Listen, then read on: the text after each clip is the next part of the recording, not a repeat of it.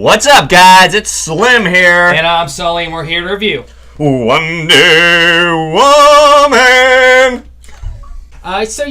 This movie, I've been really, honestly, cautiously optimistic for it. I'm a fan of DC movies, the DCEU, and I gotta say right off the bat, Slim, this pulled out the defibrillators for me, defibrillators, and brought the DCEU back to life. Not fully back. It's gasping. It's looking around. But it it's was dead for a few. A step in the right direction. For sure. This movie really takes you from the very, very beginning. So we start off on Themyscira, and of course, awesome.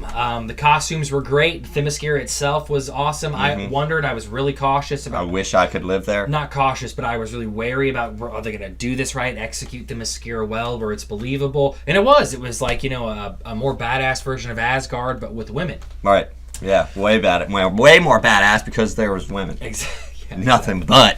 So we start with our main character, Wonder Woman, a.k.a. Diana. Not yet Diana Prince, but Diana. Princess of the Amazon. Let's get into the first big thing. Gal Gadot as Diana Prince. What did you think about it? I didn't... Honestly, when I watched Batman v Superman, I honestly didn't even realize that was going to be Wonder Woman. I saw her, in the one scene, and I thought it was going to be, honestly, Catwoman. I wasn't really, too blown away by her. In this movie, she did. She blew me away. I thought she did a really great job. Agreed. I haven't seen any of the other movies she's been in, but I think she did a fantastic job of being fierce, and I think her Israeli army background kind of helps with that. A certain kind of there's a physicality that needs to be brought to a role like this. Right. She definitely did. There was a lot of those walking moments in silence and the poses, but she brought it. Then when we got to Wonder Woman, I thought they used her very, very well. They played her exactly how she needed to be played, which is a fish out of water. Right. So it worked to where sometimes she's you're not sure how she's reacting because she's not really sure how she's reacting because it's all new to her. I thought it worked really, really well. Right. Glad to see her there, and definitely thought overall that she ended up being the right choice for the job. Oh yeah, I mean, when I was watching it, it was just like when they would show like cuts of her face with her thing on, or what do you call that? Tiara. When they cut to her face with a tiara on, I was like, damn, that's Wonder Woman. Director Patty Jenkins too. Let's talk about that for a second. I thought did really well with this role. You could see the Richard Donner Superman influences. There's a lot of those scenes where it's like her walking quietly, or with across no man's land or whatever, where it slows down. And I gotta admit, I kind of thought they might have fucked the cheese a little bit on some of that. Yep.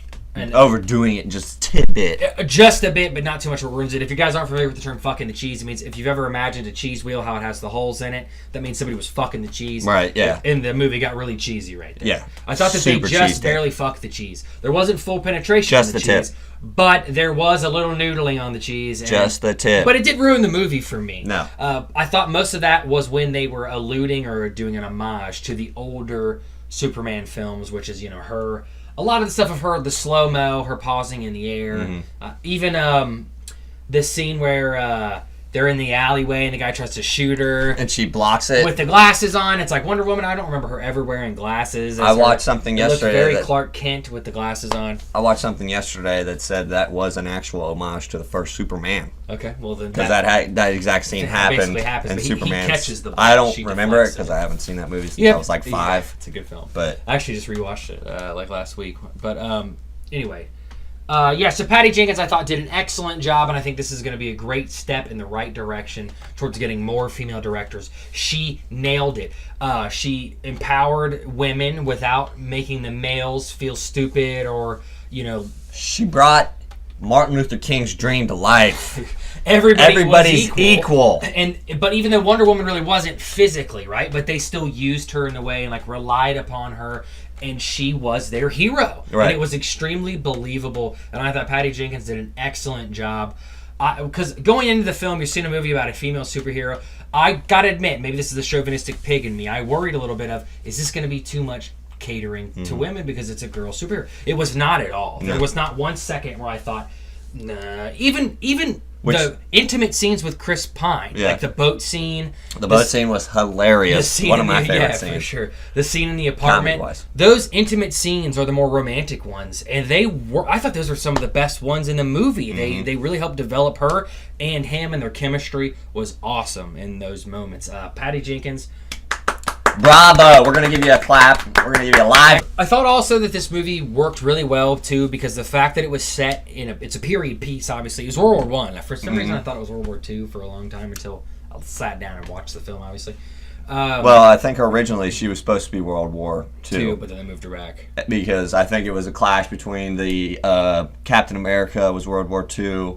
And the Germans, they're still a little bit sensitive about the Nazi stuff, but they don't care about the World War I stuff they did. The World War I stuff really helped her shine. It gave her her own movie. You weren't thinking about, I wonder what Booster Gold's doing out there right now. You know what I mean? Because it's 19 or whatever year, 1917. Is that what year it was for them? Somewhat. I think it was 100 years ago. Yes. That strength that she showed, they used it really well. I thought that was also another strength of the film was the teamwork between her. Steve and his crew. Steve and his crew had worked fine without her, which, by the way, great characterization between... I love the Irish guy. Maybe it's just because I'm Irish. The Irish boy. He sang to me sweet Irish heart. He loved to drink. But I thought he was awesome. He was shell-shocked. They really developed this team that she was working with, and they accepted her in and gave her a leadership role, and they used her as a really, basically, a fucking battering ram because, she's Wonder Woman. But I thought that it worked really, really well. It made those characters extremely interesting. And Chris Pine was awesome. Great supporting role in this. Did a really good job. I thought the ending was the scene. I'd never seen anything like that before. The scene where she gets rocked and can't hear anything, and he's saying something to her she can't say. You can only hear her, and she's like, "What? I can't hear you." And he's talking and you can't see what he's saying. He hands her a watch, goes up. You know what happens, people. Watch the movie. You find out later what he said. They basically let you relive that scene, except you hear it from his perspective where he can hear what he's saying. And I thought that was really, really innovative, and it worked really well, and it made his end... It made it a lot more emotional. Very satisfying, too, yeah. Where, not satisfying where it made me feel good, but it's like, it actually... You felt her pain there. Right. Because this connection that she had to the world, and... This guy who exemplified the light and dark that she talked about proved that he went out on a light note, and that last beacon sacrificed was himself. A powerful device. He sacrificed himself and showed her that mankind is good, capable of good. Exactly. And after his plane blows up. She goes ham, and that scene gave me chills. Was when she finally recognizes her power and unleashes it, and just starts wrecking shit. Yeah. And that it was an epic scene that really we have yet to see from a DC movie. It was pretty awesome. Yeah, definitely. This is my favorite movie in the DCEU so far. I would say I even like it more than Man of Steel, more than Batman v Superman, more than Suicide Squad. And I'm afraid to say this, but it's giving me hope for Justice League. It is, me too. I'm curious to see it now just for her. But anyway, all right, let's get into what really matters here, which is... The rating. All right, so, Slim, what did you think overall of Wonder Woman? Let me hear. I liked it. I did. I loved it, actually, because DC is my favorite more than Marvel. But they've been really struggling with the movies. It left a real sweet taste in my mouth. Definitely. But I'm going to have to give it a 6.9. Okay.